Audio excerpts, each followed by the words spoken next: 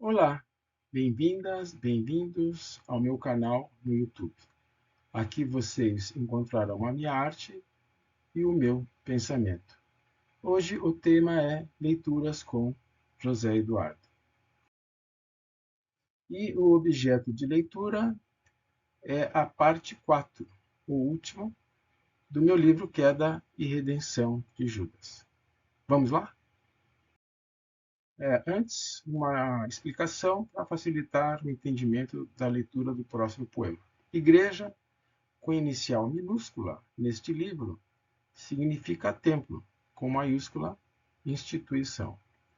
Pai, Deus e universo são, aqui, considerados a mesma coisa, e a vontade do Pai, de Deus, do universo, é a de que tudo nele evolua. Vamos então ao 12º poema do meu livro. Tu és Pedro, e sobre esta pedra edificarei a minha igreja. Mateus 16, 18. Queda. Pedro, por que não aquele ou eu? Quando isso te ocorreu, os outros estão concordes? É melhor que me recordes de quando foram consultados. Calas-te, pois eu, pelo menos, sinto-me insultado. E que entendes por igreja? Um lugar onde se diga assim seja? Porque apenas a tua vontade, a deste teu Pai de que pouco se sabe. E agora esta conversa de Cristo. Que queres tu, Jesus, com tudo isto? Vamos, seja claro, eu insisto. Se isso continuar assim, eu desisto. Errei contra ti, Jesus. Perdoa-me. Redenção. Não sei o que me deu. Ciúmes, talvez, o que me acometeu.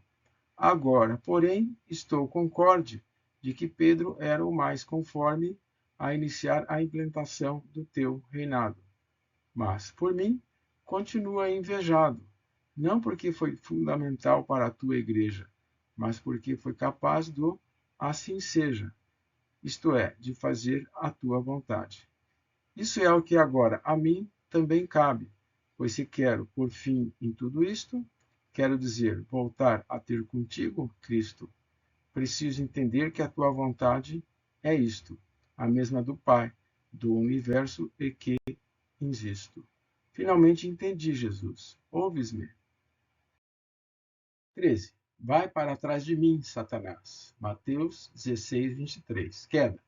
Agora chamas de Satanás aquele sobre o qual a tua igreja erguerás. Pobre Pedro, pobre Judas, não vês, Jesus, que a nós assim não ajudas? Como queres que renunciemos a nós mesmos, que com a nossa cruz te sigamos, que até mesmo a perder nossas vidas nos disponhamos por alguém tão incoerente? Isso parece coisa de demente. Não, és tu que não me entendes. Me dá até raiva, me faz ranger os dentes. É claro que estou exaltado. Talvez eu esteja do lado errado. Errei contra ti, Jesus. Perdoa-me. Redenção. Talvez eu é quem era Satanás, quando te traí séculos atrás. Sim, pois era assim o teu amigo Judas. Nada que não conviesse a Judas não era por ele tolerado. Até mesmo os teus ensinamentos, que, convenhamos, eram mesmo muito distantes do que jamais pensamos. Eram, de tudo, tão diferentes, abalavam tanto as nossas mentes, que eu, para não ficar mentalmente doente, era obrigado a repeli-los veementemente. Mas agora, depois de tanto ter duvidado, teu amigo Judas pode dizer-te por que mudado. Finalmente entendi, Jesus. Ouves-me? Duas notinhas, Mateus 16, 24, 16, 25. 14. Se queres ser perfeito, vai, vende os teus bens, dá o dinheiro aos pobres e terás um tesouro no céu. Mateus 19, 21. Queda. Esse foi inteligente. Foi-se, viu nossa condição de indigentes. Tesouro no céu? Nosso tesouro é ter de viver ao léu. Que rico quer entrar nesse teu reino dos céus? Que rico quer ter de viver ao léu? A nós prometes tronos para sermos juízes. Que presunção para a nossa refeição, não consegues nem perdizes. Afirmas que, sendo os últimos, seremos os primeiros. Mais do que comer, temos que cuidar primeiro. Acusas-me de louco, pois acuso-te de louco. Errei contra ti, Jesus, perdoa-me. Redenção. Não foi nada inteligente, Jesus, frente à nossa condição de indigentes, sugerir ao jovem rico que o céu oferece tesouros que só no céu podem ser encontrados. Assim, incrédulo ele continuou, mas sei que réu também ele continuou.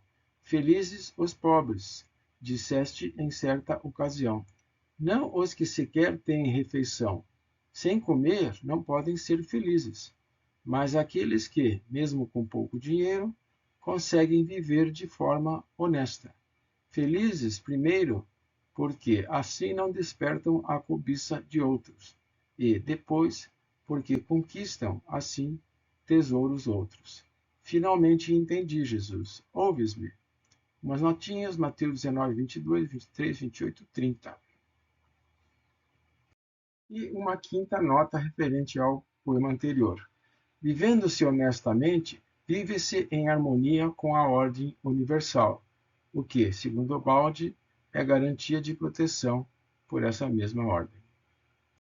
15º. Em verdade vos digo que um dentre vós me trairá. Mateus 26, 20. Queda. Chamei-te de louco, porém não foi por pouco. Há tempos já não te entendo, já nem sei mais o que pretendo. Talvez seja eu quem esteja insano. Os romanos, ano após ano, miséria, fome, doença. Mas o pior é a descrença. Não acredito mais em ti, Jesus, e não se segue a quem não mais seduz. Eras a minha última esperança, pois já não tenho mais esperança. Talvez o medo da cruz. Não, não, afasta-te de mim, Jesus. Errei contra ti, Jesus, perdoa-me. Redenção. Estava quase louco. Como fazer-me ouvir este mouco? A mim eu perguntava. Nos entendendo, não estávamos mais. Acabei recorrendo àquilo porque, e isso foi realmente insano, tenho sido lembrado ano após ano. Tal ato se instalou em mim como doença, que, não tendo cura, causa nos outros descrença. Por que duvidei de ti, Jesus? Por que te enviei para a cruz?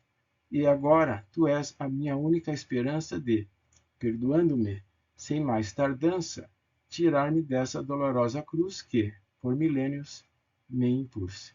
Eu me arrependi, Jesus. Perdoas-me? Finalmente, 16º. Errei, entregando à morte um inocente. Mateus 27, 4. Queda.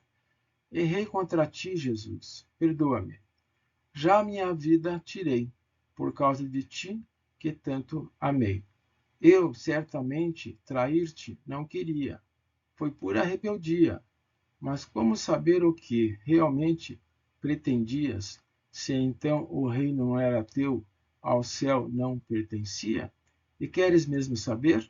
Então ouve o que te vou dizer. Acho que estavas realmente enganado, pois, 2000 anos passados, teu reino dos céus continua utopia. Por que não ouvias o que eu te dizia? Talvez tu, não eu, eras louco, pois ainda hoje a quem te segue julgam louco. Redenção. Nunca esqueci de ti, Jesus. Ouves-me? Naquela minha triste existência, te amei como ninguém, Jesus. Por isso a minha vida tirei, depois do meu triste ato de rebeldia. E hoje, como eu queria poder voltar no tempo e te dizer que entendia muito bem o que pretendias, queria poder chegar e te dizer: sabes, Jesus, o que vou fazer? Vou estar sempre ao teu lado, porque quando tudo isso houver passado e teu reino não for mais utopia, na terra reinar somente amor e alegria, poderei dizer que acreditei neste louco, que ao homem amou como poucos. E para encerrar, uma curiosidade numerológica. Enquanto escrevia este livro, percebi que constaria de 16 poemas, cada um com 16 versos. Somando-se o número 1 e o 6, temos o 7, que, segundo estudos de numerologia, contém em si o bem e o mal. Isso está em acordo com a visão oferecida aqui de Judas. Ao mesmo tempo, tais estudos dizem que 7 é o número da sabedoria e da perfeição, uma vez que indica o poder sobre os dois, o bem e o mal. Assim, creio ser possível inferir, à luz da numerologia, que o Judas aqui exposto atingiu a perfeição que, finalmente, o colocaria ao lado de Jesus no reino dos céus, isto é, o colocaria no mesmo nível evolutivo de Jesus. Bem, pessoal, obrigado pela companhia durante a leitura deste livro e espero encontrá-los novamente na leitura de algum outro livro meu. Grande beijo, fiquem bem e até a próxima.